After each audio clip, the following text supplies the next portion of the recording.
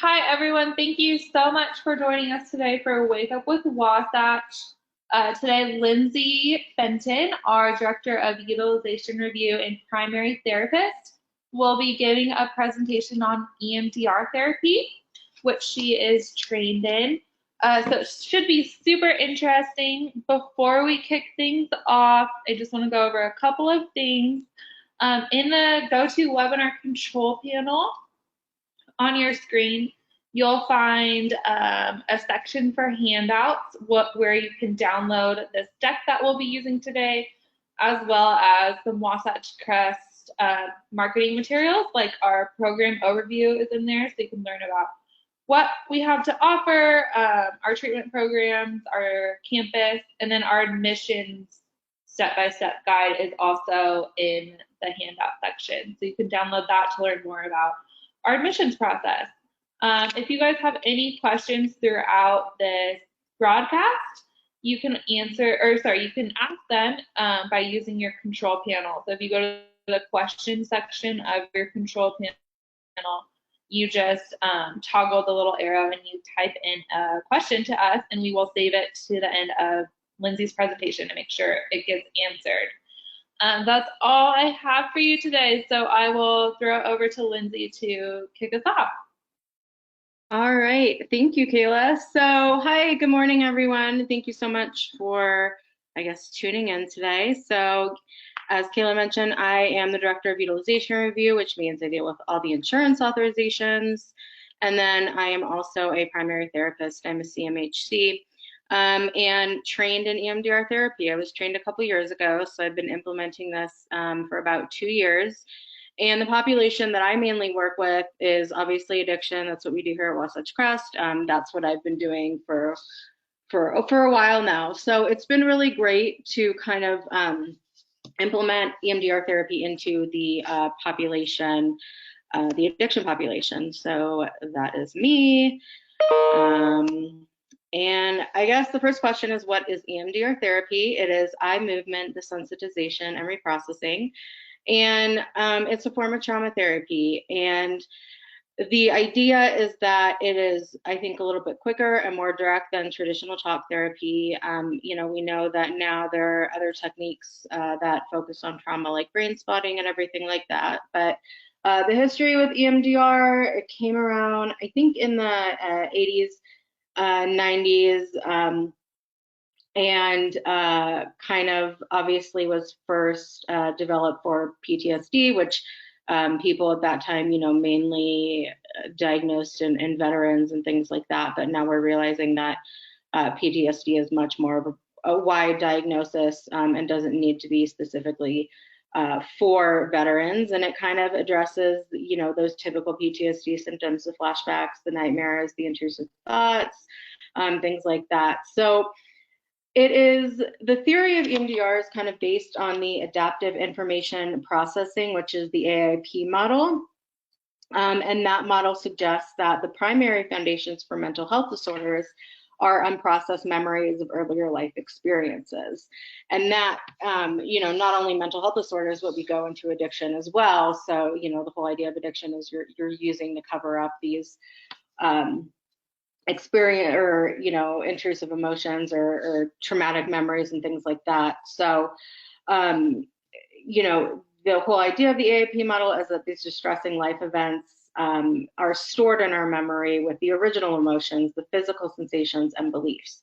So what we do with EMDR is during that whole process is we address the emotions, the physical sensations, and those beliefs that that event told us about ourselves.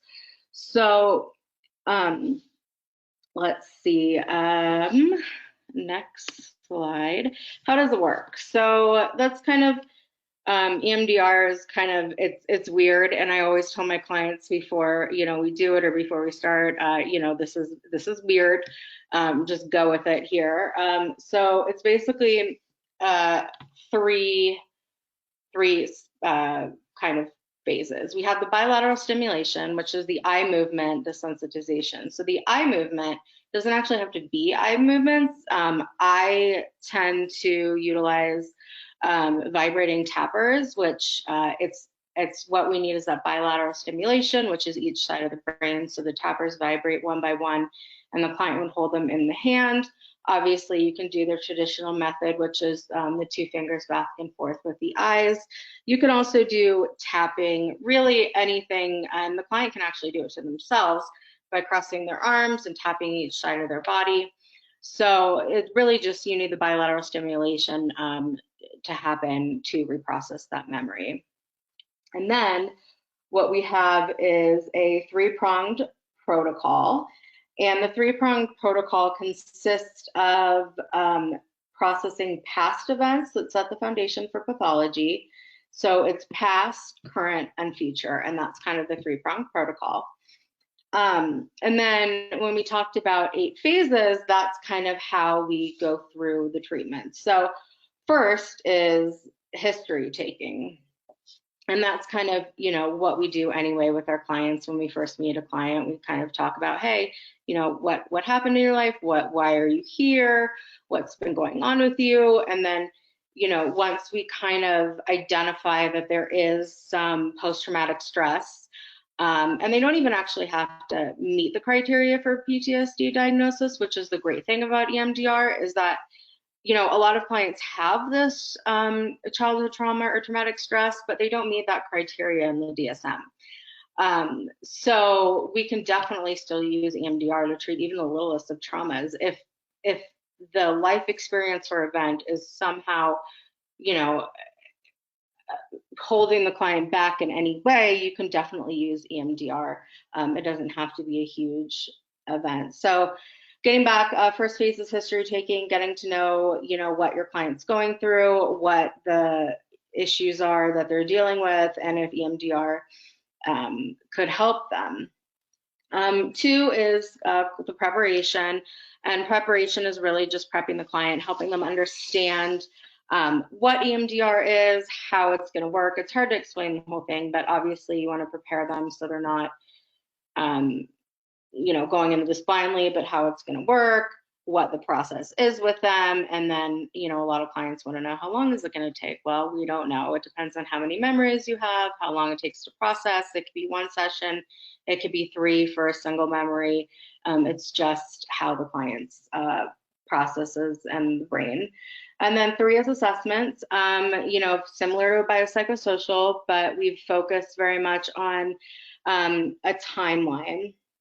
And what we do when we do the assessment is, I say, oftentimes we can start with what's a current, we quote unquote trigger for you. So when was the last time, you felt a certain type of way, and or a distressing way. So when they identify how they're feeling in the body, then you say, hey, now that you identify that distress that you feel in your body, when was the last time you felt like that? So then you can keep going back and back and back with keeping that uncomfortable feeling in the body, using the body sensations, and going back and back and back. And you can go back chronologically to, the earliest memory that they have. And that works really well when you start with a current trigger, and then you can go back to identify how that feeling that you're having in your body is linked to past events. And so that would, the clinician would write the timeline down, would write, a brief memory, and then the age. And so that would be the assessment. There are a lot of other parts to it, identifying, future goals, things like that. And then 4 is desensitization, and that's where we do the bilateral stimulation mainly. And that's where we go through the memory. And it can be really difficult for clients because we're talking about, essentially reliving the most traumatic events that they have. But of course, we're reliving it in a safe place. So that's really the benefit for the EMDR therapy, and it allows the client to go through the memory. And again, as I said, clients always want to know how long this is going to take. How long am I going to be doing this? When can I be cured? Love clients that just, want to be cured. But We don't know. Your brain does the work. And the process is kind of identifying what the client's thinking of now. It's a lot of those questions, like, what are you thinking of now? What are you thinking of now? And during, EMDR training, it's a very long process to get EMDR trained. It was about 9 months total to get that training completed. But you kind of learn how to, if the client needs redirecting, but it's really just where the client's brain goes, and the brain allows itself to process the memory. Next is installation. So once you desensitize that, we want to kind of take the memory, and instead of making it super triggering memory, we've already desensitized it now. So we're going to install that. We're going to kind of replace the old super triggering memory with the new desensitized memory. So we're not taking the memory away, we're just replacing it so that it doesn't invoke all of this emotional response in the client. And so once that's done, what we call next is a body scan. And EMDR is very much about how we're feeling in the body and the physical sensations, because that's, the AIP model says that's kind of where we hold our trauma, is in our physical being. And so then we do a body scan while identifying the trauma and make sure that's clear, you're not having any points of tension or anything like that. And then closure, you close out the memory. And then reassessment is important as well.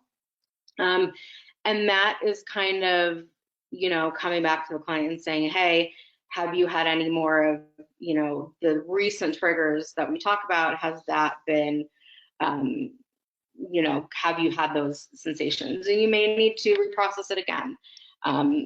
Maybe, may or may not be. And so that's kind of how it works. It's really confusing. I thought, I really wanted to get trained because I personally did some EMDR, and it worked amazingly for me, and it really helped me heal some things. So when I became a clinician, I was like, I want to do EMDR. And then I started training it, and I got really scared because it was a lot. But it can be super overwhelming, especially when you hear about it. But once you start practicing, I think it makes a lot more sense. And then one day I kind of felt that it clicked, and became a lot more confident in working with clients on it. So how can it help? Basically, it transforms the meaning of painful events on an emotional level from debasement to empowerment. So again, a lot of clients just want to forget. I want to forget that all this happened to me. Well, we can't. When you work with addiction, drugs and alcohol can definitely be a temporary, forgetfulness, but it's always going to be there. So what we want to do is reprocess it and make it, it's going to be there, but we want to make sure that it's not as distressing. You don't have those physical sensations, that hyper reactiveness, stuff like that. So that's really what the goal is. And then there's also, when we talk about the addiction population, there's also kind of a protocol that you can do to work with triggers. So it's a little more difficult on a residential level, but when you have a client that is in like an IOP or an outpatient level of care and they are still struggling with addiction, it's super helpful when the client comes in and they say, oh my God, I was so triggered yesterday when XYZ happened. So what we can do is do like an EMDR trigger protocol and take that trigger and kind of desensitize that trigger. So hopefully that could help with future thoughts of using and stuff like that. So there's definitely a trigger protocol. There's actually another book, it's called, I think, Chemical Dependency in EMDR, which has been helpful as well. So when are clients ready for EMDR? This is something that as a clinician I struggle with, especially working with the addiction population. And I worked in, residential, I worked in day treatment, I worked in IOP and outpatient. So I think the main thing is the stability, support, and sobriety. So obviously when we're in the working in residential, you get clients come in, they have a brief period of time with you and they're not stabilized, right? Maybe they're still detoxing, they're having pause, highly emotional, stuff like that. So that's really what we're looking for, is that stability. So maybe we don't do EMDR while the client's in residential if they're not stable. Also, sobriety. We know that, long-term use of drugs and alcohol can have a huge effect on the brain. So we know that it can take a really long time for that to leave your system and kind of, regulate your body again. And I think, we're not going to wait a year. I think that 3-month point is a really good point. I've asked my supervisors who I supervised with when I got trained in EMDR, and some said a year, some said 6 months, some were like, you can start it the next week. But I think it's really individualized for the client. And as clinicians, we can tell when the client has some sort of stability in their life, a little bit of sobriety under their belt, and then support, because this is going to be a really difficult process. And the client, maybe we're bringing up some really uncomfortable things, and oftentimes something that they've been trying to forget about and hide and stuff down for years and years and years. So to have some sort of support is really important too. And that could be, if they're in addiction, there could be their 12-step meetings or something like that, or their outpatient therapist. So that's really important. And then how we can kind of tell if clients can quote unquote do EMDR is kind of start with the safe, calm place, which is kind of the first exercise that we do. And that's during the assessment generally, that phase. And what we do is it's kind of guided imagery that we do use bilateral stimulation to have the clients envision just a very serene, safe, calm place. Essentially, it could be fiction, it could be somewhere they've been, but just so they are able to get into the stimulation and able to kind of essentially calm themselves down. So be able to just when they're in distress, to be able to make sure that they can help themselves. So that's a really great exercise. You can see if they're able to, if you're doing hand movements, if they can follow your eyes, or if they need the tappers or stuff like that. So safe, calm place is a good exercise. And I actually do safe, calm place with a lot of my clients that are experiencing anxiety, not necessarily for an EMDR protocol, but just for a coping skill, essentially, because we get hyper aroused and things like that, or anxiety or agitated, and that can be a really good exercise to use as a coping mechanism. So I actually do that with the majority of my clients here as well. So during and after reprocessing, there are some things to note during EMDR. The first is disassociation, and what happens, especially with clients that I see, because I prefer the tappers. I think clients prefer the tappers too, but a lot of clients, their first instinct is to close their eyes during reprocessing, which is fine. And that's okay, but we also have to be aware that the client may disassociate if their eyes are closed.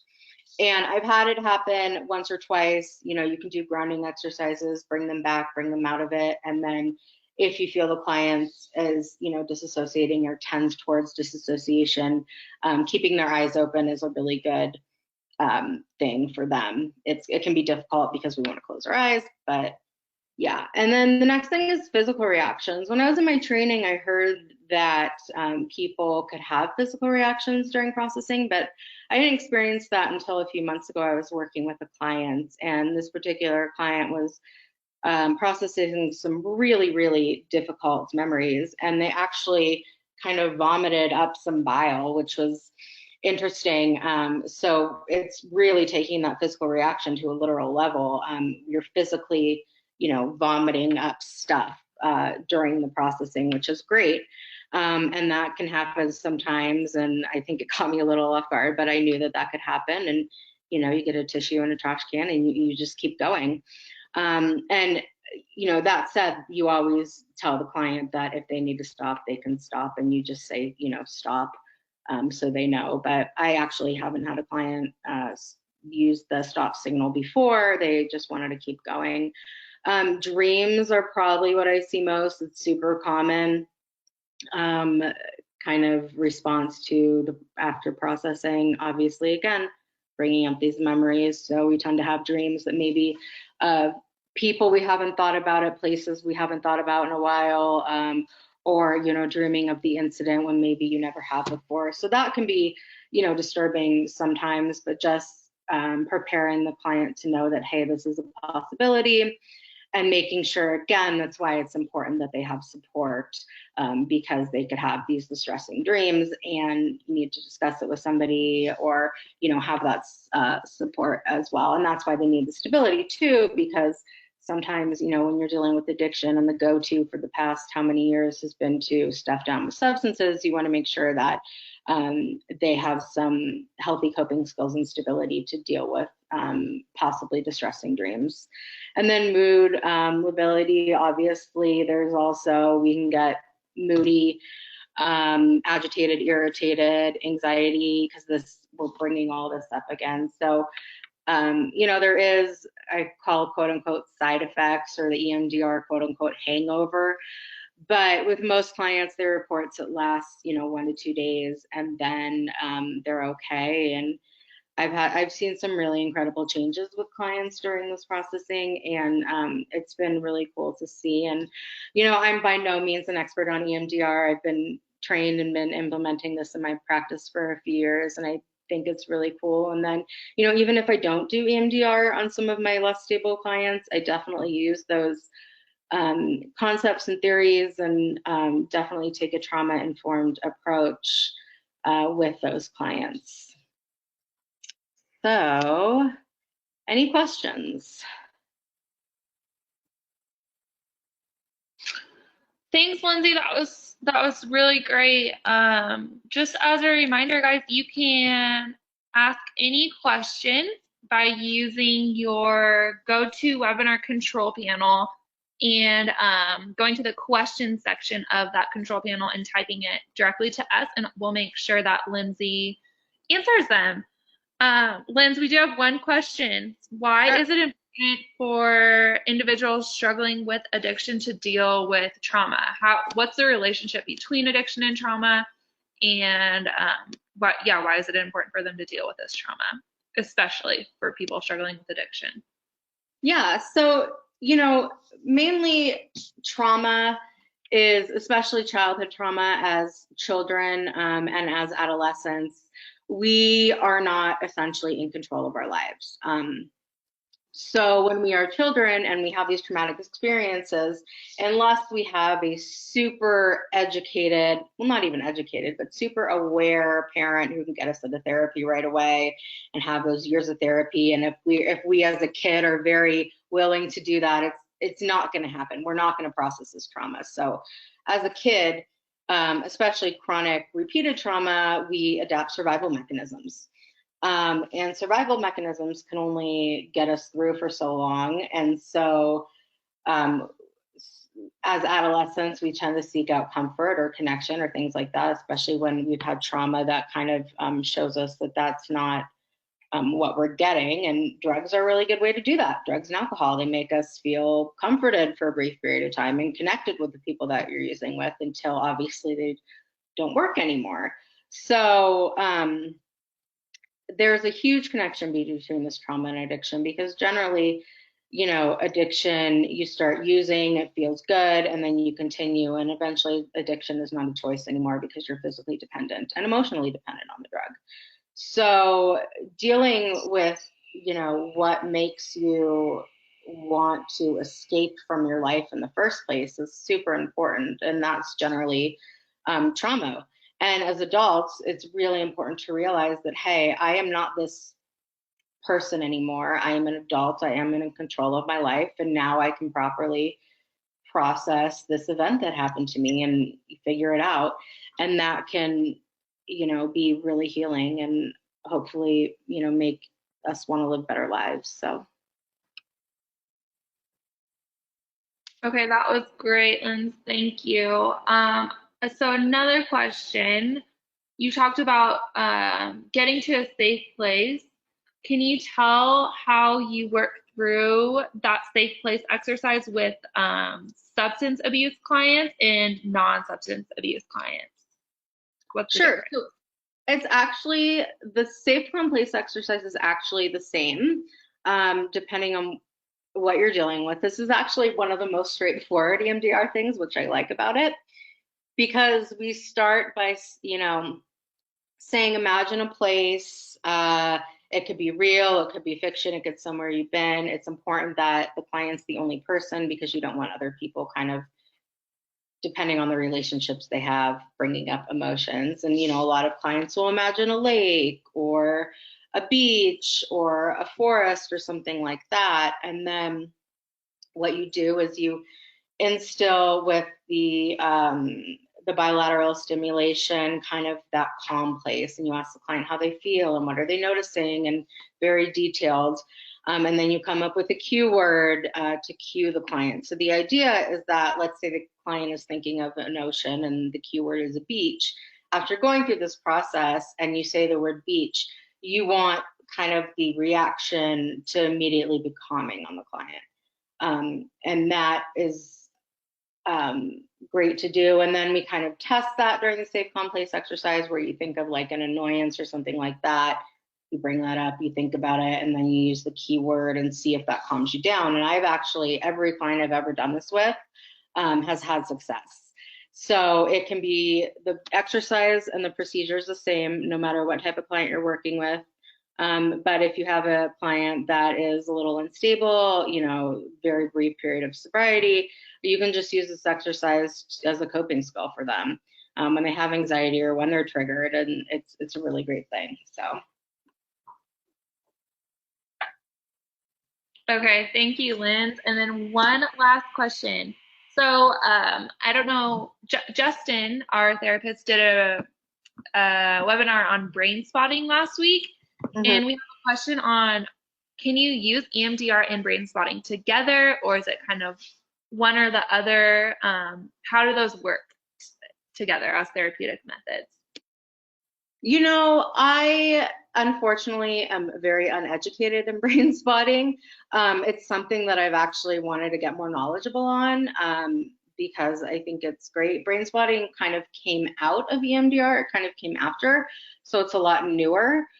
And to answer the question, I don't know if you can do EMDR and brain spotting. I don't see why not. Maybe one works for you, one doesn't work for you, or you do both. I don't think I'd recommend doing it at the exact same time, but again, I don't know. You could, maybe. So unfortunately, I don't have an answer, but I would like to know that as well. Okay, well, thank you, Lindsay. That was great. Will you please go to the next slide and we can preview our next webinar topics? So our next webinar will be next week, September 9th at the same time, 11 a.m. Mountain Time. And our founder and CEO, Jim Huffman, and our clinical director, Rich McDonald, will be talking about practicing leadership as mental health care professionals. So they'll go into kind of how to instill leadership into the team and how to build a successful healthcare business. And then the following week on September 16th, Lindsay's going to be back, yay, to talk about advocating for clients' recovery to insurance companies. So she's not only a therapist at Wasatch Crest, but she is the director of utilization review. So she's an expert in kind of getting clients the help that they need from insurance companies. And then on September 23rd, Jessica Keddington, our interim director of admissions, we'll be talking about getting clients into treatment and kind of what our admissions process looks like, common obstacles that clients run into, and how to prepare clients for the admissions process. And then if you want to scroll one more time, Lindsay, that's just our admissions phone number. It's 24/7, so we're always answering that. And then our website is wasatchcresttreatment.com. Look out for a registration link in your email for next week's webinar. Thank you, everyone, for joining us today. Thank you, Lindsay. Thank you. Bye, guys.